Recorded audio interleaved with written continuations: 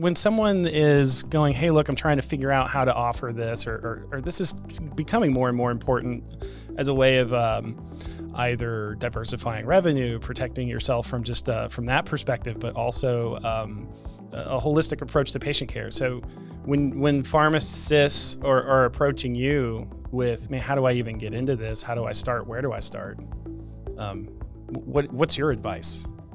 That's a great question. It is the question, because the doing and the product is not what's keeping us from doing it. We have a new supplement shop in town that just put a new business model for supplements. So it's not that it's not a viable business model, right? It's why isn't pharmacy stepping up and becoming the expert and the reliable and branding that?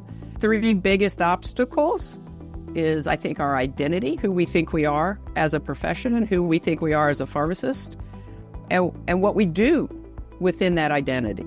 So one of the things I never, ever, ever saw my role as, I never saw my role as a dispensing pharmacist. I always saw my role as a healthcare provider first. And healthcare is not how many pills can I fill as quickly as possible.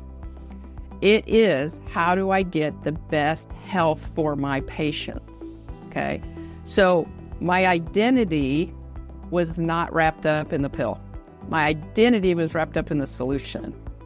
And as I started seeing patients that weren't getting better with the pills, I was like, okay, what are we missing? What are we missing here? And so I started putting in some of the missing pieces. And it worked. And so I think the identity of who are you?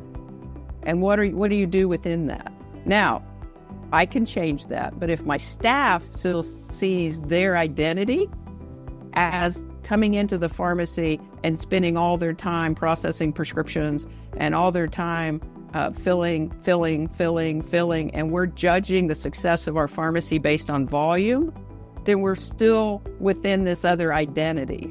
About every 9 months, 12 months, over the last 20 years, I'll come in and I'll completely move the workflow around. And they're like, how do I'm like, yeah, you got to think differently. I got to get you to think different. I got to be more efficient on the prescription side. So no longer are you guys got all this room to spread out. We're going to do it very efficiently. First is identity. Second's inertia. Just the inertia of our day.